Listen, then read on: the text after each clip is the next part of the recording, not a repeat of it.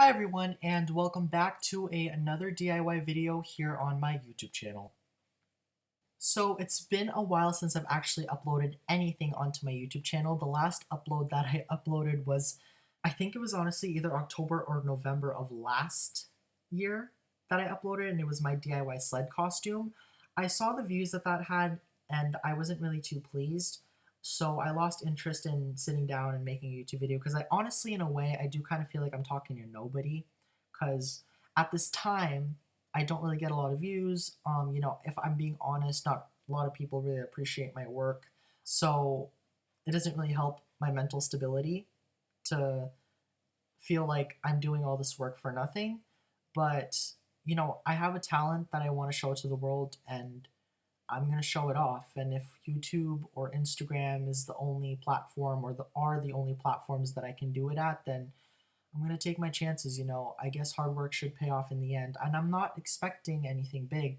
I'm just saying that, it'd be nice to be appreciated and, for people to see the hard work that I put into these things. And I thought that starting a YouTube channel and, recording my processes or the process of making costumes would give people the idea of how hard I work and the efforts that I put in these costumes. But so far, I haven't been seeing anything positive, I guess. I definitely haven't been seeing anything negative, but I haven't been seeing anything positive lately. So for someone like me who hates sitting down and hates recording and puts hours on end voice recording and stuff, um, to see nothing happen just kind of takes a toll. So that's the biggest reason why I haven't been uploading these past couple of months. Took a little bit of time off. I actually recorded all this stuff you'll be watching in this video a couple weeks after the season finale of WandaVision, and I finished this costume in about a month and a half. So by May or June, I finished this costume.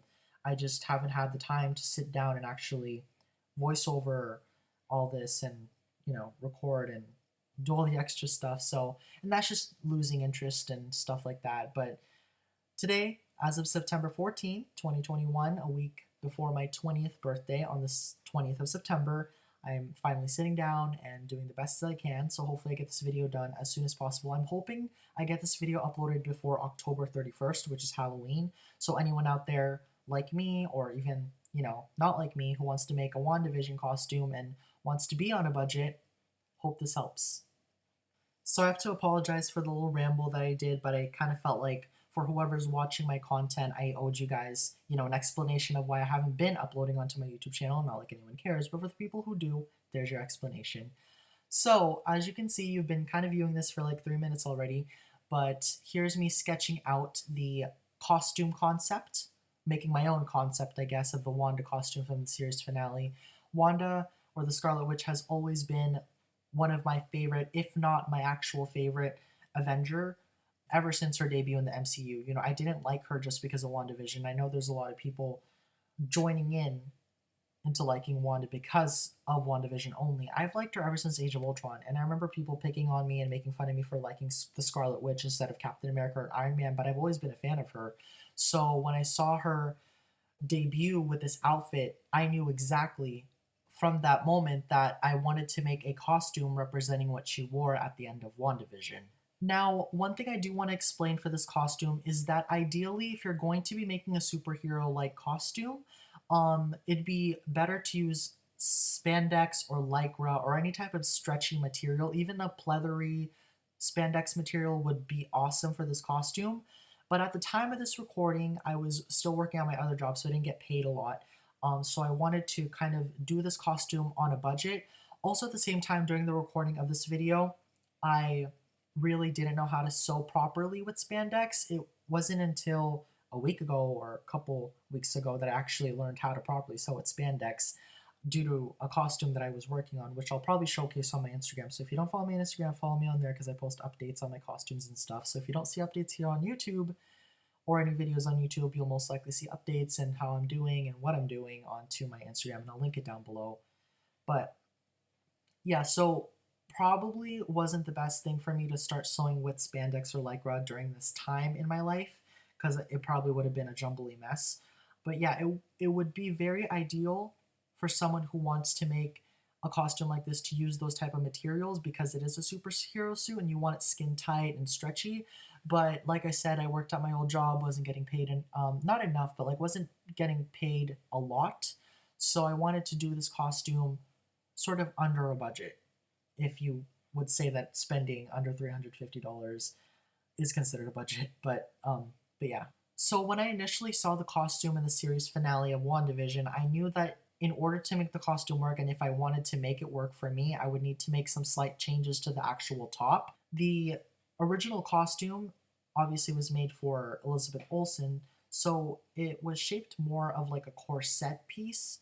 I don't really know what to call it, but it just, for me, for my body type and my gender, would not look good.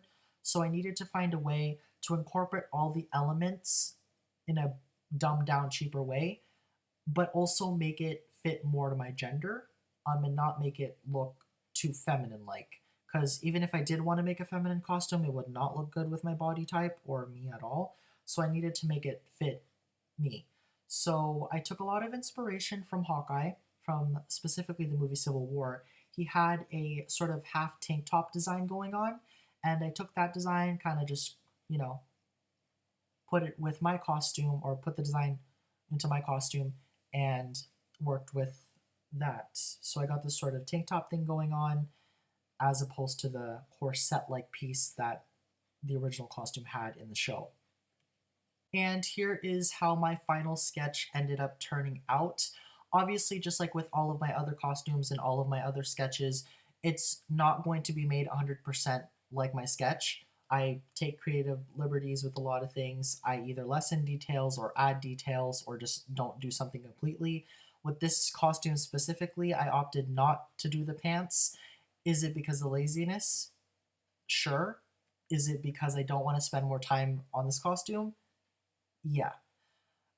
So you saw a brief clip of me going to Joann's. I ended up going with the cheapest, most affordable fabric that I can buy. Yes, cotton fabric. Don't get mad at me. I know I'm using cotton fabric for a superhero suit when I'm supposed to be using spandex or lycra. Don't get mad, but I spent like under $250, and I would say that's a budget. So it worked out in the end. But honestly, even if I did want to sew with spandex fabric, my Joann's didn't carry a lot of red spandex, and they've never actually carried a lot of red spandex. I go there frequently these days because I know how to sew with spandex now, and they don't have a good variety. The closest one that they have is a black spandex material with like little hexagons on it, which would be perfect for Wanda if I were to make the pants or something, but they don't have one in red, which sucks so much. But during this time, even with coupons, and I know for a fact that I was going to get past 7 yards on each fabric color, I'm not going to spend $19.99 per yard for spandex. So, especially during this time. I mean, I would now, but not at this time. So, using cotton fabric was very cost effective for me, and it was easy to sew, it was easy to work with. So, it worked out in the end, I promise. But, like I was saying, even if I did want to sew with spandex, Joann's, or just my Joann's, I don't know, they should be all the same, but my Joann's didn't really carry a whole variety of red spandex fabric. The only particular red fabric there that I'm kind of interested in is this really vibrant red, which looks nothing like Wanda's costume. Even if I didn't want to work with that or had no choice but to work with that, it wouldn't look good. It honestly reminds me of Velma's spandex costume that she wore in one of the live action movies, or Britney Spears' Oops, I Did It Again costume, which just wouldn't have been a good fabric choice for this specific costume in general. So what you've been seeing me do for the past minute or so is just me kind of messing around with how I wanted the arm gauntlets to look like. Now in the show, Wanda's arm bracers or gauntlets connected from her hand all the way up to about past her elbow. Now because I'm not working with spandex fabric and I'm working with cotton fabric and cotton doesn't stretch, it would be very hard for me to be able to do the gloves the way that they did in the show. So to get around that, instead of making gloves, I actually just made bracers that would just kind of slip onto my arm. And in this clip right here, I'm just kind of sewing down the generic pieces of the gauntlets. Now I have 3 pieces. I have the 2 black pieces that go on both ends, and then the main maroon piece, which will hold all the little details and stuff. Specifically in this clip, I'm sewing down that pointed piece. That will eventually point towards my middle finger and kind of cuff around my hand. Now, eventually, I will attach elastic bands to the tip so that they could hook around my middle finger to prevent them from moving around when I'm wearing the gauntlets.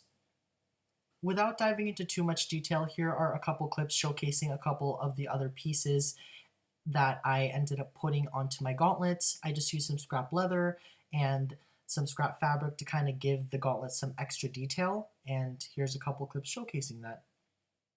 Throughout the duration of making this costume, I took a lot of creative liberties when it came to detail. In the show, her costume was extensively detailed, and I feared that I would either not be able to recreate it properly, or it would just be too much to recreate for such a budget-based costume. So a lot of the shapes and designs that you will see at the final product of this costume will just be sort of design based and things that I came up with on the spot. I tried to base them either off of Wanda or the Scarlet Witch or Vision. I tried to incorporate the Mind Stones shape in certain places of the costume, which hopefully you'll be able to recognize. But I just wanted to emphasize that this costume is not going to be 100% like the show, but when you take a look at it, you'll know it's Wanda, but the design would kind of look like it'd be from like concept art or something. So basing it off of Wanda's crown and the Mind Stone, I ended up coming up with these weird designs that you kind of see in this clip right here. Here's an up-close view of it.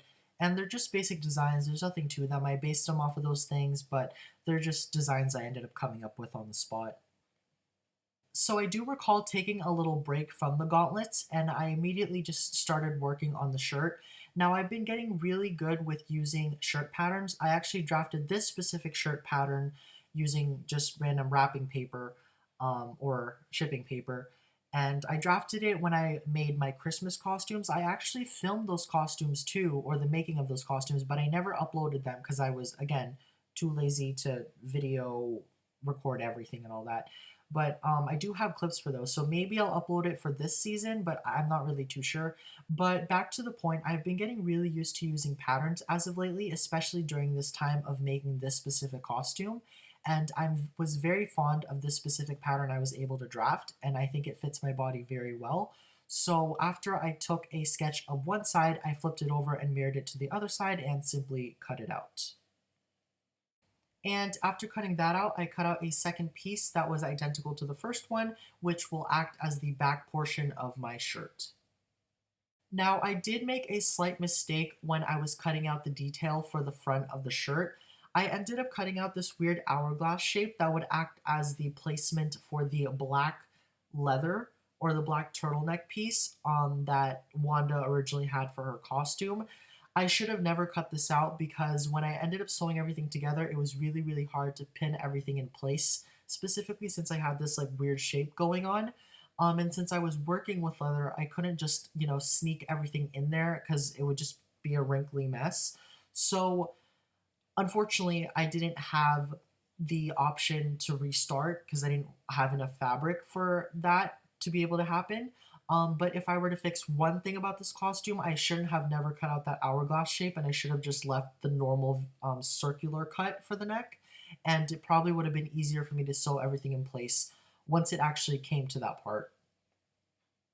So getting that out of the way, I just wanted to let you guys know that if you are following along, I advise not to do that mistake because it's really hard to try and fix, but I managed to fix it. It was just really hard to do so. But this clip is very generic. I ended up just sketching out the middle portion of the shirt and creating a sort of downward triangle shape, and this would be double layered, flipped inside out, and it would be placed in the very middle of the front portion of the shirt. And in this next clip here is the neck piece that I was talking about a little bit earlier. And what I'm doing in this clip is just sketching the general shape of it out on a piece of paper and kind of plotting out what designs I wanted. Most of the designs that I put on the neck piece pretty much remain similar to what the show had. In the very middle, there was this Mind Stone type of design, and then all around it were just kind of rectangular designs that, mirrored each other from one side to the other. And so it was just pretty easy for me to just kind of make up some general shapes, still following the design that was seen in the show and the concept art. But I pretty much did the same exact designs as what I saw in the reference photo that I was using at the time. And after getting a design that I was happy with, I cut it out and used it as a stencil for the back of my neck piece.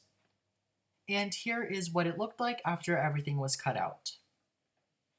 I also decided to add a little bit more detail by cutting these little pieces out and attaching them onto their corresponding piece.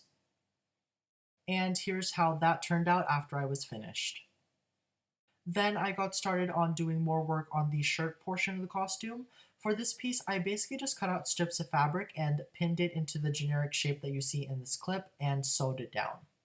So starting from this clip right here, I basically had a whole bunch of other clips just like this one where it was just me cutting out pieces of fabric or pieces of leather. With that being said, I've decided not to include every single clip I took for this video. There's just a lot of footage of me either cutting out leather or cutting out fabric. I obviously am going to show off the key points and the clips that I feel as though as you guys need to see, but I'm not going to show you guys every single clip of me cutting out pieces of leather and, pieces that I'm going to attach onto the costume. If there's a piece that you want to take a look at, just pause the video and take a look at it. I don't want this video to go over 30 minutes long. I'm already surpassing that 15-minute mark that I kind of get wary of.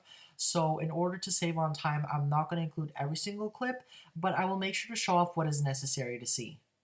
So while I was busy cutting out leather, I also decided to cut out the leather pieces that would go onto my gauntlets, and as well as attached both of the elastic bands onto the bottom. I also decided that I wanted to have both of the gauntlets to have an inner lining. I also decided that I wanted black to be the color on the inside of my gauntlets, so after attaching that, I also attached zippers to both of them, and here is how they turned out. After finishing the gauntlets, I was really adamant on finishing all of the leather pieces that would go on both sides of my shirt, and so that's what I did next. I basically spent about a week or two cutting leather pieces out and sewing them in place.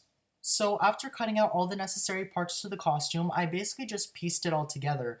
For all of the raw edges on the costume, it was nearly impossible for me to create a normal hemline just by folding things over because of all the bulkiness coming from the leather pieces. So what I did was I just made my own bias tape using scrap pieces of fabric and put it where I found it to be necessary.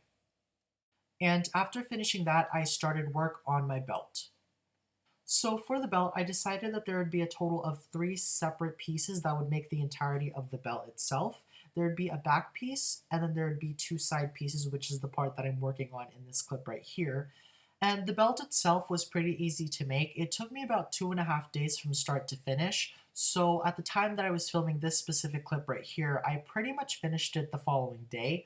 So it wasn't that hard to do. So just like with all of the other stuff that I've made for this costume so far, I just used my reference photos when cutting out all of the details, and I placed them on top of where I needed them to be once they were cut out.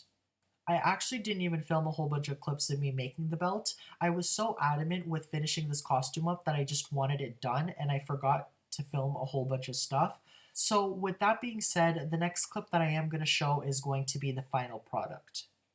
And here it is. I couldn't be more than happy with how this belt ended up turning out, especially how fast I got it done. My only complaint with the belt is that it tends to slip off my body pretty easily, so when I am wearing it, I would need to pin it at certain points so it doesn't do that.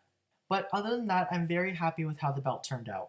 At this point in the video, I only had about 1.5 yards left of fabric to use, and I still needed to make the train that's attached to the back of the costume. This clip shows how much fabric I had left, and I just decided to work with it. I didn't see a reason to go back to Joann's to buy more fabric, because when I was purchasing the fabric for this costume, I actually purchased what they had left at the store. Of course, there's always that small chance of them restocking the fabric, but in order for me to save as much money as possible, I just decided not to buy anymore. But sometime in the future, I do plan on buying more fabric for this costume so I can make the train look wider than how it looks right now. Making the train was really easy. After I cleaned up all the parts that were starting to fray on my cotton fabric, I cut a whole bunch of strips out of my leather fabric and used them as bias tape. After cutting them out, I attached them onto my train, and here is how it turned out. The last thing I did for the costume was make the tiara. I drafted a pattern by using my own head measurements to be able to use it as a stencil on a scrap piece of leather. Since the material that I was using was black, I would eventually paint the tiara using this maroon leather paint that I got from Michaels. After sketching and cutting it out, I painted it and attached it onto a black metal headband so I could be able to wear it. And the costume is finished. Here's how it turned out. Thanks for the lesson. But I don't need you to tell me who I am.